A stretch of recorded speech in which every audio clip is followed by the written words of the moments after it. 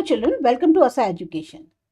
हमारा ये वाला जो वीडियो है ये आपका ग्रेड 12 की जो सोशियोलॉजी बुक है उसके चैप्टर 1 से इम्पॉर्टेंट क्वेश्चंस के लिए बनाया गया है। एग्जाम में लगभग 3 to 5 मार्क्स के जो आंसर्स होते हैं या क्वेश्चंस आते हैं, एक्सपेक्टेड क्वेश्चंस होंगे, उनके लिए आपको ये वीडियो तैयार किया गया है। तो आइए देखते हैं अपने इम्पॉर्टेंट क्वेश्चंस कौन कौन से हैं। हमारा पहला क्वेश्चन है, व्हाट इज डेमोग्राफी और उसकी इंपॉर्टेंस क्या है। ये आपका 3 to 5 मार्क्स से सारे क्वेश्चन हैं। डेमोग्राफी जो है एक साइंटिफिक स्टडी है पॉपुलेशन की। इसमें आपकी स्टडी आती है पॉपुलेशन के साइज, ग्रोथ, डिस्ट्रीब्यूशन, कॉम्पोजिशन और जो समय के साथ चेंजेस होते हैं। हमारी इंडिया जैसी कंट्री में डेमोग्राफी बहुत ज़रूरी है क्योंकि यहाँ पॉपुलेशन जो है वो डायरेक्टली असर डालती है education, employment, health facilities, housing और इकोनॉमिक डेवलपमेंट पे। जो डेमोग्राफिक डेटा है वो मदद करता है गवर्नमेंट की कि प्लान आउट करने में पॉलिसीज़ को, वो पॉलिसीज़ जो रिलेटेड होती है पॉपुलेशन कंट्रोल से, रिसोर्स डिस्ट्रीब्यूशन से और फिर नेशनल डेवलपमेंट से। दूसरा क्वेश्चन है, इंडिया को डेमोग्राफिकली डाइवर्स कंट्री क्यों कहते हैं। तो इंडिया को डेमोग्राफिकली डाइवर्स कंट्री इसलिए कहते हैं क्योंकि यहाँ बहुत ज़्यादा वेरिएशन मिलता है पॉपुलेशन की कैरेक्टरिस्टिक्स में अलग अलग रीजन्स के अंदर। ये वेरिएशन आप देख सकते हैं पॉपुलेशन की size, growth rate, age structure, sex ratio और लिटरेसी रेट में। यहाँ डिफरेंसेस आपको रूरल और अर्बन पॉपुलेशन में भी देखने को मिलेंगे। ये जो डेमोग्राफिक डाइवर्सिटी है फिर ये रिफ्लेक्ट करती है हमारी सोशल, इकोनॉमिक और कल्चरल डाइवर्सिटी को, जो हमारा भारतीय समाज है उसकी। तीसरा क्वेश्चन है, रैपिड पॉपुलेशन ग्रोथ जो इंडिया में हो रही है उसके क्या कारण है। तो जो मेन कॉजेज हैं रैपिड पॉपुलेशन ग्रोथ के इंडिया के अंदर वो है हाई बर्थ रेट और डिक्लाइंड डेथ रेट में। मेडिकल फैसिलिटीज में जो इम्प्रूवमेंट आया है, बेटर न्यूट्रिशन, सैनिटेशन और जो कंट्रोल है डिजीज के ऊपर, उसने मोर्टेलिटी रेट्स को काफ़ी कम किया है। वहीं सोशल फैक्टर्स जैसे कि early marriage, lack of awareness जो फैमिली प्लानिंग को लेके होती है, उसने भी बहुत ज़्यादा कंट्रीब्यूट किया है हाई बर्थ रेट्स पे। नतीजा, इंडिया जो है एक्सपीरियंस कर रहा है एक बहुत ही तेज पॉपुलेशन ग्रोथ को। एज स्ट्रक्चर इंडियन पॉपुलेशन का आप उसको एक्सप्लेन करिए। जो एज स्ट्रक्चर है पॉपुलेशन का, उसका मतलब क्या हुआ कि डिस्ट्रीब्यूशन जो पॉपुलेशन का है वो अलग अलग एज ग्रुप्स में कैसे है। जैसे इंडिया में पॉपुलेशन डिवाइड करी गई है, एक चिल्ड्रन जो 0 से 14 ईयर्स के, वर्किंग एज पॉपुलेशन 15 से 59 ईयर्स की और एजेड पॉपुलेशन 60 ईयर्स और उससे अबव की। इंडिया में बहुत बड़ी वर्किंग एज पॉपुलेशन है। अगर ये पॉपुलेशन जो है इसको प्रॉपरली एजुकेट किया जाए, एम्प्लॉयमेंट अपॉर्चुनिटीज़ प्रोवाइड करी जाए, तो ये एक बहुत बड़ा एसेट हो सकती है हमारे नेशनल डेवलपमेंट के लिए। सेक्स रेशियो क्या होता है और ये क्यों एक सीरियस इशू है इंडिया के अंदर। सेक्स रेशियो रिफर करता है नंबर ऑफ फीमेल्स पर 1000 मेल्स के पॉपुलेशन के अंदर। इंडिया में सेक्स रेशियो जो है वो एक बहुत सीरियस इशू इसलिए रहा है क्योंकि हमारे यहाँ जेंडर डिस्क्रिमिनेशन है। मेल चिल्ड्रन को प्रेफरेंस दी जाती है और फीमेल फर्टिसाइड होता है, यानी कि पहले ही बच्ची के जन्म होने से पहले उसे खत्म कर देना। एक लो सेक्स रेशियो जो है उसके कारण सोशल इम्बैलेंस होता है, प्रॉब्लम्स क्रिएट होती है, जैसे इनइक्वालिटी है, इनसिक्योरिटी है विमेन के लिए।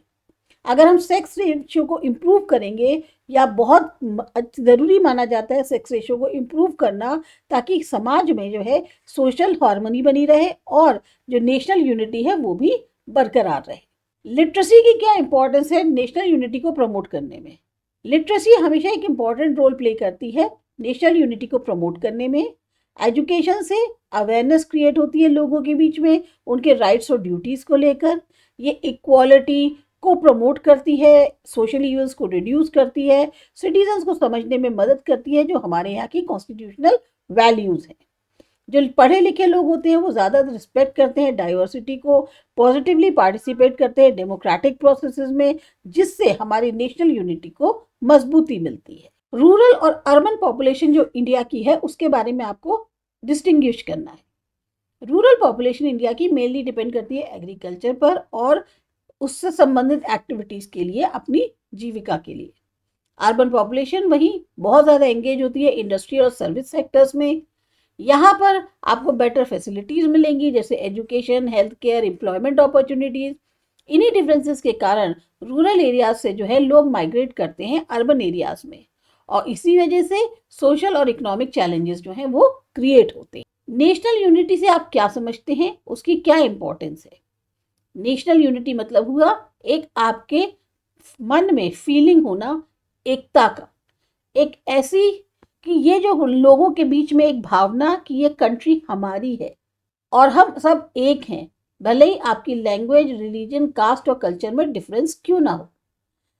इंडिया जैसी डाइवर्स कंट्री के लिए नेशनल यूनिटी बहुत इंपॉर्टेंट है। यह इंश्योर करती है पॉलिटिकल स्टेबिलिटी को, सोशल हार्मनी को और इकोनॉमिक डेवलपमेंट को। ये मजबूती देती है हमारी कंट्री को जो भी हमारे इंटरनल या एक्सटर्नल चैलेंजेस होते हैं उनके अगेंस्ट। कोई ऐसे 3 फैक्टर्स बताइए जो नेशनल यूनिटी को इंडिया में प्रमोट करते हो।